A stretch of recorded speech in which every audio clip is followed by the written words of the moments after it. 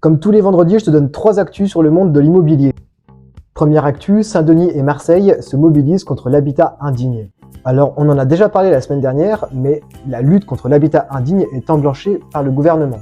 Marseille et Saint-Denis sont les 2 villes en France les plus touchées par les habitats dits indignes ou délabrés.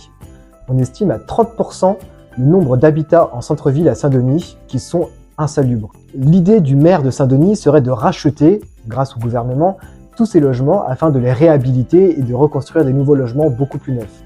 À voir si cette idée peut être réellement mise en place en fonction de l'argent et des projets de rénovation. La deuxième actu, c'est que des logements temporels et modulables vont être mis en place pour des salariés. L'exemple le plus parlant est que des gros travaux vont commencer dans les Hauts-de-France au Canal Seine.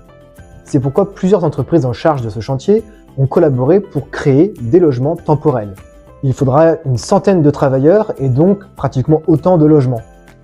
Ces habitations vont être construites à partir de containers. Ces containers recyclés sont donc peu énergivores, isolants et donc très écologiques. La troisième et dernière info pour ce vendredi, c'est la sortie d'un livre. Droit de l'aménagement, de l'urbanisme et de l'habitat 2023. Cet ouvrage référence des analyses, fait des synthèses et parle des évolutions légales dans le monde de l'immobilier au sens large. C'est un très bon moyen pour être au courant de toutes les lois qui régissent ce domaine.